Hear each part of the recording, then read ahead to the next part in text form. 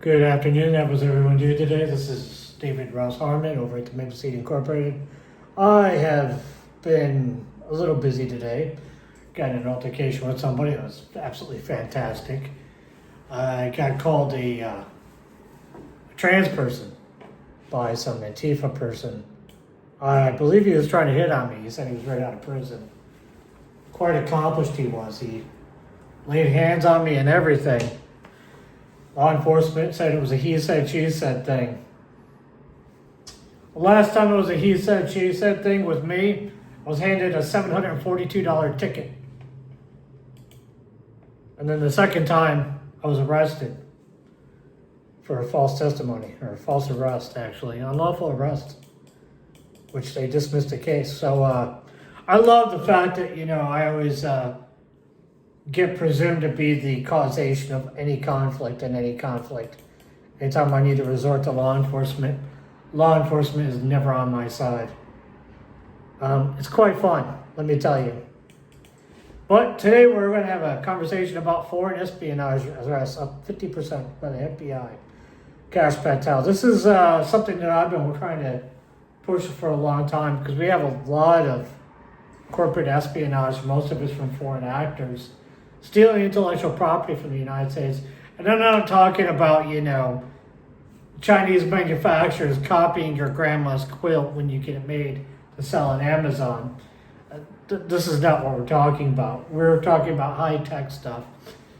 In the tech industry, for those who are not in the tech industry or have never been in the tech industry, doesn't include me. I've been in the tech industry before. I've worked in the tech industry. Intellectual property is your bread and butter. If somebody is reproducing what you're doing and selling at a lower cost or scalping you out of your market, it's basically killing your business. So all your research dollars are basically getting thrown away because somebody's stealing your work. It's a fantastic thing. I think it's a great thing. This was announced yesterday by Kash Patel during the announcement. We're at the little video conference from the Oval Office. The main counterparts to state are China, Russia, and Iran. I'm not certain about that. I couldn't speak authoritatively on it. My instances were Iran and China with my intellectual property. Both instances took place. One of them was at the behest of somebody within the federal government, Kamala Harris, and the other was actors within the tech industry themselves. It was very, very unfortunate for me. One of the companies ended up being worth several hundred billions of dollars, and they made a fortune off of it. The other sold it to another country, and another country used it to kill people that we're not at war with. It was very fantastic. I enjoyed it, really. Thanks, Israel. But yeah, it's fantastic. It's up 50%. Now let's see if they'll start arresting intelligence agents supposedly in the Five Eyes system that are doing corporate espionage on U.S. soil, which is surprisingly a very common thing. Very, very common. Another fantastic thing, Trump signs executive order putting new restrictions on federal hiring. I am very excited about this. This is an exciting thing to happen. This executive order basically tells agencies to restrict hiring throughout the federal government, providing exceptions related to immigration enforcement, national public security, and political appointees. Basically, what this does is stop anybody from coming into the federal government when there's a lot of turmoil. They don't know if they're going to have a future. They might get laid off. This will prevent a lot of people from moving to D.C., uprooting their old life, and getting involved into the federal system and the federal employment circle and having their life disrupted once the continuing resolution for next year doesn't get passed. Because if you think this is the last time the Democrats are going to say, we want more spending, you're wrong. They're going to do it again.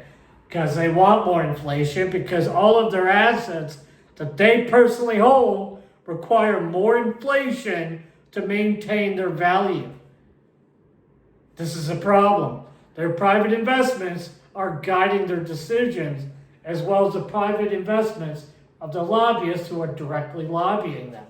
These people got into the market late. They came into the whatever assets they had very late, and the asset values are very inflated, and the only way they're going to be able to step out of these positions is if they force the government to basically create new money out of thin air, which is basically debt for the federal government, thus inflating the price of the asset so they can step out of it without losing money. They don't like losing money. And we've seen it time and time again. We got Miss Pelosi over here, Senator Pelosi. Some people are saying she's worth $290 million. Some are saying it's less, some are saying it's more. I personally have no idea what she's actually worth. I have never seen any actual concrete solid numbers, but you don't get that wealthy by playing fair. You just, not when you're in a government position and making $174,000 a year. You're either extremely good at day trading or you're corrupt. At which point I'm pretty sure she's corrupt. Because, it's Nancy Pelosi. Of course she's corrupt. She's about to be indicted for the J6 stuff, I'm sure. I'm pretty sure she will be. And it goes on, the director says, no federal civilian position that is vacant may be filled, and no new position may be created except as provided for in this order or required by applicable law. Basically what that means is the only people that are going to get hired are ICE agents, which is fantastic because we want deportation. This entire reason we voted for Donald Trump 3 times. Now we know that there's a lot of voting fraud going on in 2020. He may have won in 2020. We just don't know because the voting fraud is. It makes it a fuzzy problem, so you can't predict how things should have been structured and how things were structured and how they are structured now. And now that the Supreme Court has ruled in the Americans' favor, we can now say illegals, just because you're here, you don't get to vote. They also ruled in the favor that they say basically, no, you don't get to have a seat just because you're not white, or you're not brown, or you're not black. And that goes for everyone, which is a thing. It should be a thing. Why we were creating districts out of thin air? Because there was some person of said racial, ethnical minority wanting to run for office. I want to run for office too. Are we going to divvy up District 1 of Wisconsin? No. That's not how this works. And if we claim that all this other stuff, well, it's because you're not a special minority. This is not true. I am a special minority. I'm special needs. I'm a protected veteran. I am a medically retired veteran from the U.S. Army. That's special needs, man. How is that not a minority status? I get attacked all the time. I don't even have the conversation about it anymore. It's not even a thing. If you think you're a minor, like a minor is an underage person, versus a minority, which is a person that supposedly does not have the political capital within a region to have any rights, as it were. They like to say minority rights are being violated. They want to tell you that minorities, just by fact or by the presence of them being a minority within an area, they are being oppressed because their rights are violated, because they're minority status. Well, I disagree with anybody who would presume to say that your status as a minority is a defining factor of your political capital. Indeed, it is not, because your minority status has nothing to do with political capital. Political capital is merely the willingness of other participants within the political system to support what you're trying to do within the levers of political power.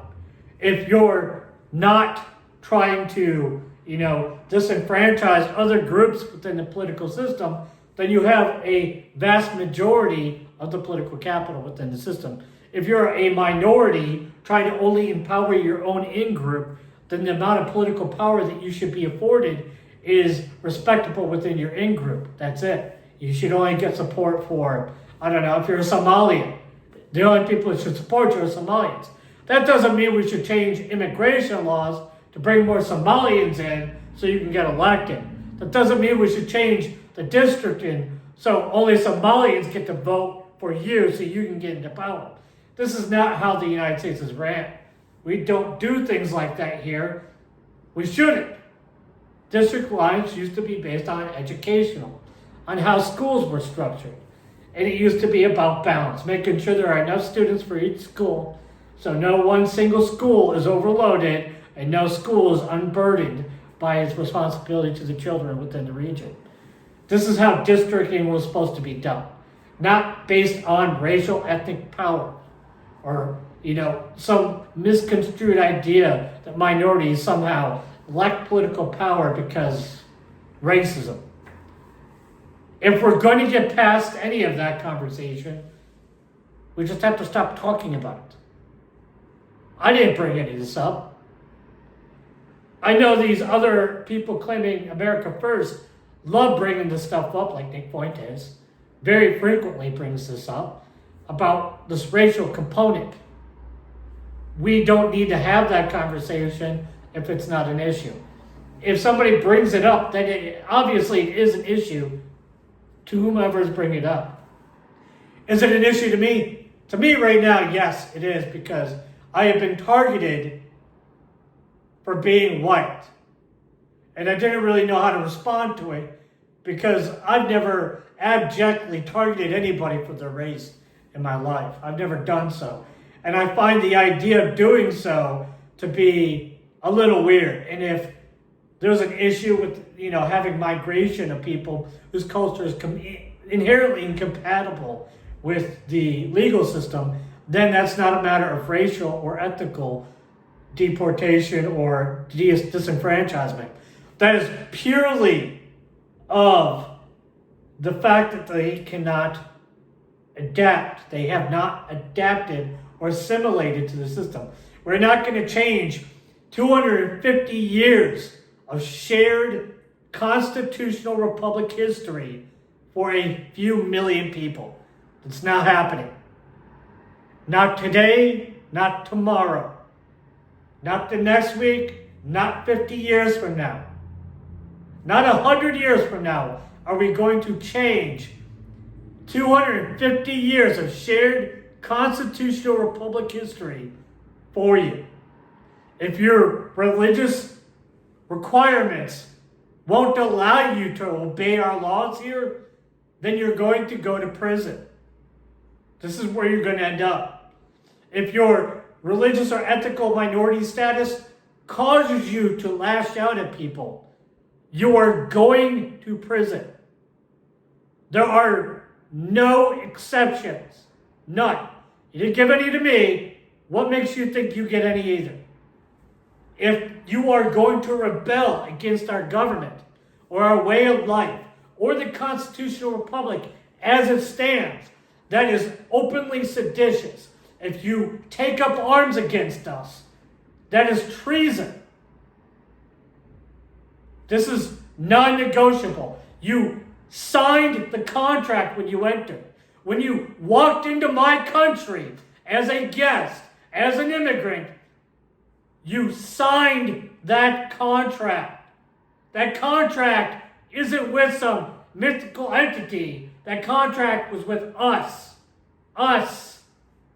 If you cannot abide by your contract with us, then we're going to have to take measures to make sure you do. And if you refuse to do so, then we're going to escalate it. This is going to escalate.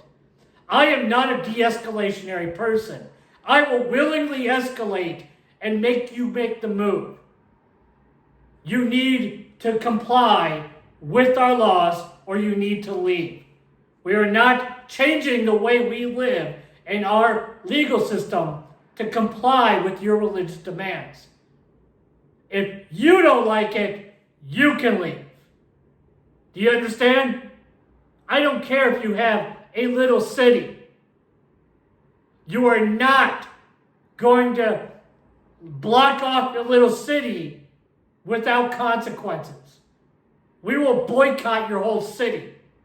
We will drive around you and not deliver anything in your city. We will cut funding off to your area. We will consider you a reservation without benefits of being a reservation. We will go back to doing it the old way instead of adapting to you or adopting your belief system. No, thank you. We like the country the way it was. We like it the way we have it. You are not going to scare people in Congress and try to use intimidation, coercion against them to force them to write laws to make it different for you. It's not going to happen. If you go after them, you're going after us. Do you understand? If you go after them, you're going after us. Which is why Donald Trump has our support.